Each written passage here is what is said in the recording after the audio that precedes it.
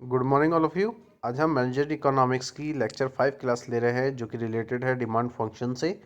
पिछले लेक्चर के अंदर हमने जो हमारा कंज्यूमर बिहेवियर का जो पार्ट था वो वहाँ पे कंप्लीट कर लिया था। वहाँ पे हमने indifference curve, indifference map, budget line, consumer equilibrium, इन चीज़ों के बारे में डिस्कस किया था। ये जो लेक्चर है हमारा लेक्चर 5 वो बहुत इंपॉर्टेंट लेक्चर है। अब जो हमारे लेक्चर आने वाले हैं वो बहुत इंपॉर्टेंट है एक्सटर्नल पॉइंट ऑफ व्यू से भी और आपके सिलेबस के पॉइंट ऑफ व्यू से भी। तो ये इंपॉर्टेंट टॉपिक्स है जिनको हम आज स्टार्ट कर रहे हैं। तो जो हमारा लेक्चर 5 है उसके अंदर हमारा जो टॉपिक रहेगा वो डिमांड फंक्शन है।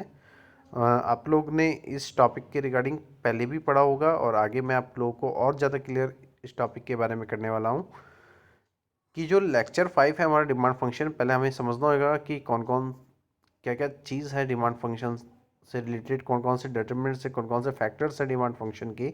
तो सबसे पहले उसके लिए हमें ये देखना पड़ेगा कि डिमांड फंक्शन क्या है। तो डिमांड फॉर अ कमोडिटी और service is determined by the number of factors. कि जो डिमांड है किसी कमोडिटी और सर्विस की वो डिटरमाइन किससे होती है, उसके नंबर ऑफ फैक्टर्स से होती है। तो और उन फैक्टर्स को हम डिमांड डिटरमिनेंट्स कहते हैं। और जो भी ये फैक्टर्स हैं जिनसे हम उस कमोडिटी की डिमांड को देख रहे हैं तो वो हमारे क्या होंगे, डिमांड डिटरमिनेंट्स। तो जो डिमांड डिटरमिनेंट्स है हमारे, जो फैक्टर्स हैं वो ये होंगे। पहला क्या है, price of the given commodity, prices और अदर सब्स्टिट्यूट और complement future expected trend in price. कि जो कमोडिटी की प्राइस है वो एक फैक्टर है जो उसकी डिमांड को इफेक्ट कर सकती है। और अगर हम प्राइजेस देखें अपने सब्स्टिट्यूट और कॉम्प्लीमेंट्री गुड्स की, जो कि हमें ये एक्सपेक्ट है कि फ्यूचर के अंदर उस किसी पर्टिकुलर कमोडिटी की जो प्राइस है वो बढ़ जाएगी, तो हमारी जो डिमांड है प्रेजेंट टाइम की वो इंक्रीज होगी डिक्रीज होगी, वो भी उस पर डिपेंड करेगी। नेक्स्ट फैक्टर है general price level existing in the country, inflation और डिफ्लेशन। कि जो जनरल प्राइस लेवल है किसी कंट्री के अंदर, तो उसके अंदर हम ये देखेंगे कि कंट्री इन्फ्लेशन में है, डिफ्लेशन में है, तो उसके अकॉर्डिंग हमें किस तरीके की प्राइस रखनी चाहिए जिससे कि हम डिमांड को फुलफिल कर सके।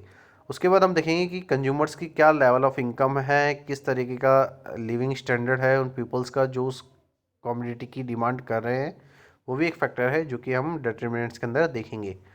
उसके बाद क्या है, size, rate of growth and composition of population. Population किस तरीके की है कंट्री की, क्या साइज है, क्या उसकी रेट ऑफ ग्रोथ है, क्या कंपोजिशंस है। तो पॉपुलेशन जिस तरीके की, अगर ज़्यादा पॉपुलेशन है तो उस कंट्री के अंदर डिमांड भी ज़्यादा होगी। जिस कंट्री के अंदर पॉपुलेशन कम है उसके अंदर डिमांड भी कम होगी। तो पॉपुलेशन का जो साइज़ है वो भी डिपेंड करता है, वो भी एक फैक्टर है जो कि डिमांड को इफेक्ट कर सकता है। Taste, preference, customs, habit, fashion and style. अगर आप देखेंगे कि जैसे टेस्ट है, प्रिफरेंस है, कस्टम है, हैबिट है, फैशन और स्टाइल है। तो जो लोग टेस्ट को प्रीफर करते हैं, जिनके अंदर हैबिट्स है, जो फैशन को फॉलो करते हैं, जो स्टाइल को फॉलो करते हैं, तो उनके लिए किसी कम्युनिटी की अगर प्राइस कितनी भी इंक्रीज़ हो जाए और वो उस चीज़ को प्रीफर करते हैं और वो उसी चीज़ को यूज़ करते हैं तो डिमांड पे कोई भी इफेक्ट होने वाला नहीं है।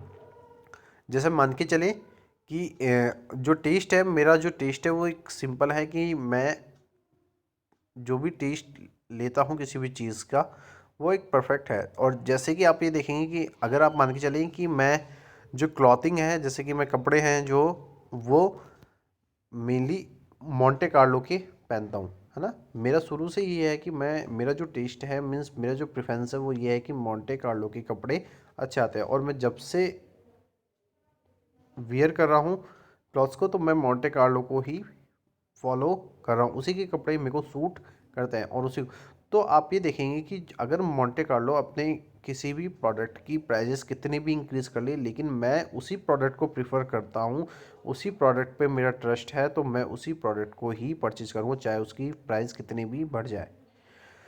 हैबिट, आप ये देखेंगे कि बहुत सारे लोगों की कुछ हैबिट्स होती हैं, तो हैबिट्स के अकॉर्डिंग किसी भी कम्युनिटी की प्राइस कितनी भी बढ़ जाए तो वो उसकी डिमांड को इफ़ेक्ट नहीं करेगी। जैसे मान के चले कि कोई बंदा है और वो अल्कोहल पीने का हैबिचुअल है, वो डेली अल्कोहल ड्रिंक करता है, तो उस कंडीशन में वो देखेगा कि जब अगर अल्कोहल की प्राइजेस कितनी भी बढ़ जाए लेकिन वो उसकी डिमांड को इफ़ेक्ट नहीं पड़ेगी। जैसे कि अगर हम देखते हैं कि एक जो कंडीशन होती है जब हम लॉ ऑफ डिमांड को पढ़ते हैं, तो वहाँ पे एक कंडीशन ये बताई जाती है कि जब ये सारे जो फैक्टर्स मैं आपको पढ़ा रहा हूँ अगर ये कांस्टेंट होते हैं, तो उस कंडीशन में आप देखेंगे कि जो प्राइस और डिमांड का जो रिलेशन होता है वो इन्वर्स रिलेशन होता है। अब इन्वर्स रिलेशन का मतलब क्या हुआ वो मैं आपको बताता हूँ कि इन्वर्स रिलेशन क्या हुआ। जैसे कि मान के चलें कि आप ये देखते हैं कि अगर किसी कॉमोडिटी की या किसी गुड्स की जो प्राइस है वो बढ़ रही है तो लोग धीरे धीरे उसकी डिमांड को कम कर देते हैं, ठीक है। और अगर मान के चलें कि प्राइस कम है तो लोग उस प्रोडक्ट की डिमांड को इंक्रीज कर देंगे। मान के चलें, अगर मैं आपको देखता हूँ कि अगर मान के चलें कि जो पेट्रोल है अगर उसकी प्राइजेस बढ़ने लग जाए, पेट्रोल की प्राइजेस हैं वो बढ़ने लग जाए तो लोग क्या करेंगे, कार मोटर बाइक्स कम खरीदेंगे, तो इनकी डिमांड मार्केट के अंदर कम हो जाएगी। अगर पेट्रोल सस्ता हो जाता है तो लोग कार और मोटर बाइक्स को ज़्यादा परचेज करेंगे क्योंकि अभी इस टाइम पे पेट्रोल बहुत सस्ता है तो वो उसको अफोर्ड कर सकते हैं, तो मोटर बाइक और कार को परचेज करेंगे क्योंकि पेट्रोल की प्राइजेस कम है। तो जो डिमांड और प्राइस का जो रिलेशन होता है वो इन्वर्स होता है कि मीन्स एक चीज़ बढ़ रही है तो दूसरी चीज़ ऑटोमेटिकली घट रही है। लेकिन यहाँ पे जो पॉइंट मैंने आपको बताया टेस्ट और प्रेफरेंस और हैबिट का, यहाँ पे ये कंडीशन फॉलो नहीं होती है क्योंकि यहाँ पे कितनी भी प्राइस बढ़ जाए मेरी हैबिट है कि उस चीज़ को मैं लेता हूँ, मैं उस चीज़ को कंज्यूम करता हूँ, तो उसकी प्राइस कितनी भी बढ़ जाए मैं उसी चीज़ को परचेज़ करूँगा, मेरी डिमांड उस प्रोडक्ट की उतनी ही रहने वाली है। नेक्स्ट क्या है, पब्लिसिटी प्रोपेगेंडा एंड एडवर्टाइजमेंट। अगर आप देखेंगे कि जो पब्लिसिटी होती है, एडवर्टाइजमेंट हम करते हैं प्रोडक्ट्स का, गुड्स का, तो वो भी कंज्यूमर की डिमांड्स को इंक्रीज और डिक्रीज करती है। अगर आप पब्लिसिटी ज़्यादा कर रहे हैं किसी गुड्स की, कमोडिटी की, एडवर्टाइजमेंट ज़्यादा कर रहे हैं, लोग आपके प्रोडक्ट से अवेयर हैं, तो आप ये देखेंगे कि आपके प्रोडक्ट की कितनी भी प्राइस हो जाए लेकिन आपका जो पब्लिसिटी एडवर्टाइजमेंट वो इफेक्टिव है तो लोग आपके प्रोडक्ट्स को परचेज़ करेंगे। अगर आपकी क्वालिटी है जो प्रोडक्ट की वो अच्छी है तो उसकी प्राइस कितनी भी हाई हो जाए लोग उस चीज़ को खरीदेंगे। क्वालिटी भी बहुत मैटर करती है। प्रॉफिट मार्जिन जो कि एक सेलर ने अपने पास रखा होता है, तो अगर प्रॉफिट मार्जिन है अगर आप सेलर के पास देखेंगे तो वो भी, अगर आपसे कोई ज़्यादा किसी प्रोडक्ट के प्राइस ले रहा है तो वहाँ पे सेलर का प्रॉफिट मार्जिन ज़्यादा है तो आप वहाँ से चीज़ें नहीं खरीदते हैं। लेकिन जहाँ पे सेलर्स ठीक है आप जितना दे रहे हैं उसमें एग्री है और उस चीज़ को आपको अवेलेबल करा रहा है तो उसमें उसका प्रॉफिट मार्जिन कम होता है तो आप उस प्रोडक्ट को ज़्यादा खरीदते हैं। वेदर और क्लाइमेटिक कंडीशन, अगर आप देखेंगे वेदर और क्लाइमेटिक कंडीशन की, अगर बारिश अच्छी हो रही है ना, आप ये देखेंगे मौसम अच्छा है, क्लाइमेट हमारा कंडीशंस अच्छी हैं, तो आपको पता है कि जो प्रोडक्शन है वो ज़्यादा होने लगता है तो उससे लोगों की डिमांड फुलफ़िल होती है। लेकिन एक कंडीशन ऐसी होती है कि जब बारिश नहीं होती, सूखा पड़ने लगता है, क्लाइमेटिक कंडीशन नहीं है, मौसम अच्छा नहीं है, फसलें ख़राब हो रही है, एग्रीकल्चर इफेक्ट हो रहा है उससे, तो देखेंगे कि आपको उसकी प्रोडक्ट की डिमांड भी मार्केट में कम होने लगती है। कंडीशन ऑफ ट्रेड बूम और प्रॉस्पेरिटी इन द इकोनॉमी, अगर ट्रेड की कंडीशंस हैं या वो बूम पे है, प्रॉस्पेरिटी पे है, मीन्स कि बहुत ज़्यादा है ट्रेड, हम दूसरी कंट्री के साथ एक्सपोर्ट और इंपोर्ट ज़्यादा कर रहे हैं, तो आप ये देखेंगे कि जब एक कंट्री दूसरी कंट्री के साथ एक्सपोर्ट और इंपोर्ट कर रही होती है तो एक कंट्री दूसरी कंट्री को कुछ गुड्स और सर्विसेज अवेलेबल कराती है। तो इस कंडीशन में आप देखेंगे कि अगर एक कंट्री दूसरी कंट्री की डिमांड को फुलफ़िल कर रही है तो वो उसकी कंट्री के अंदर जो उसके कंज्यूमर्स हैं उनकी डिमांड पे इफ़ेक्ट पड़ सकता है। टर्म और कंडीशन ऑफ ट्रेड, कि अगर जो ट्रेड की टर्म्स और कंडीशन है वो भी डिमांड को इफेक्ट करती है।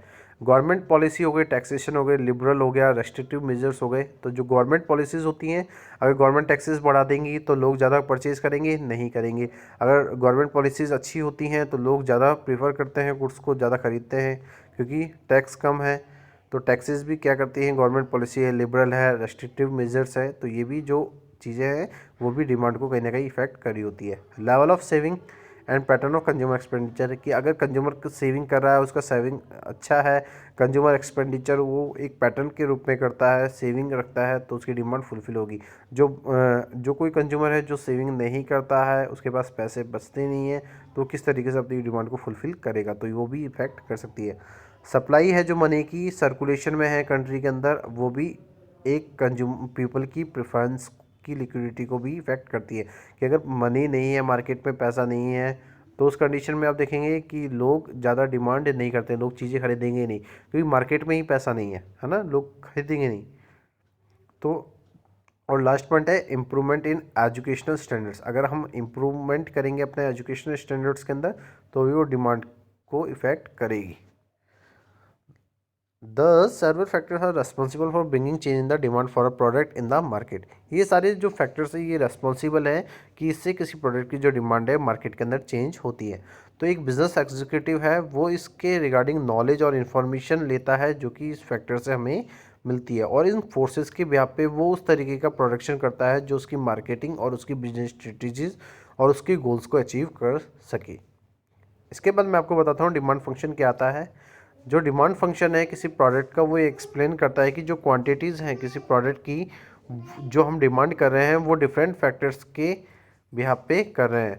तो जो प्राइस है मार्केट के अंदर वो एक पर्टिकुलर ऑफ टाइम के अंदर क्रिएट होती है। तो मैं आपको ये बता देता हूँ डिमांड फंक्शन क्या है कि जब हम डिमांड कितनी डिमांड कर रहे हैं और किस प्राइस पे कर रहे हैं और कौन से फैक्टर्स के बिहाफ पे कर रहे हैं किसी एक पर्टिकुलर पॉइंट ऑफ टाइम के अंदर, तो वो डिमांड फंक्शन होता है। तो जो डिमांड फंक्शन है जैसे कि आप यहाँ डायग्राम में यहाँ एक इक्वेशन के अंदर देख रहे हैं कि D X equals to F bracket P S comma P C comma E P Y E Y T W A U etcetera bracket close. तो अगर आप ये देखेंगे तो जो डी एक्स है वो किसी कमोडिटी एक्स की डिमांड है, पी एस का मतलब है